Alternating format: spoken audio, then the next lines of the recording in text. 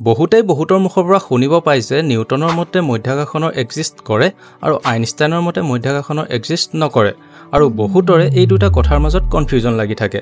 আজি জানো আহক ইয়াৰ ভিতৰৰ কাহিনীটো। আচলতে নিউটনৰ মতেও মধ্যাকৰ্ষণৰ এক্সিষ্ট কৰে আৰু আইনষ্টাইনৰ মতেও মধ্যাকৰ্ষণৰ এক্সিষ্ট কৰে, কিন্তু দুয়োজনৰে মতামতটোহে অলপ বেলেগ হয়। নিউটনৰ মতে মধ্যাকৰ্ষণ শক্তিৰ নিজাকৈ যিকোনো বস্তু টানি অনাৰ শক্তি আছে, কিন্তু আইনষ্টাইনৰ মতে মধ্যাকৰ্ষণ শক্তিৰ কোনো নিজা শক্তি নাই।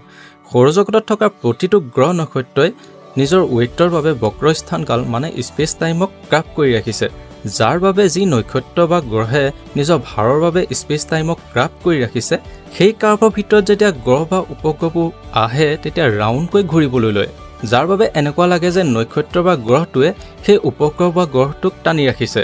যদি আমি ইয়াক সহজকৈ বুজিব যাওঁ তেন্তে আমি যদি এটা বলক পৃথিৱী বুলি ভাবি লওঁ আৰু এখন নেট ল'লোঁ যাক আমি স্পেচ টাইম বুলি ভাবি ল'লোঁ, আৰু এতিয়া যদি বলটোক নেটখনৰ ওপৰত ৰাখোঁ তেন্তে দেখা পাওঁ যে বলৰ ৱেইটটোৰ বাবে নেটখনৰ ছাইডটো ক্ৰাফ্ট হৈ পৰিছে। এতিয়া যদি এটা মাৰ্বলক আমি চন্দ্ৰ বুলি ভাবি এই ক্ৰাফ্ট হৈ থকা জেগাডোখৰত যদি এৰি দিওঁ তেন্তে দেখা পাওঁ যে মাৰ্বলটো বলটোৰ চাৰিওফালে ঘূৰিব লৈছে। ইয়াত আমি সকলোৱে বুজি পাইছোঁ যে বলটোৰ কোনো এনে নিজা শক্তি নাই যে মাৰ্বলটোক নিজৰ শক্তিৰে টানি আনি নিজৰ চাৰিওফালে ঘূৰাব পাৰিব।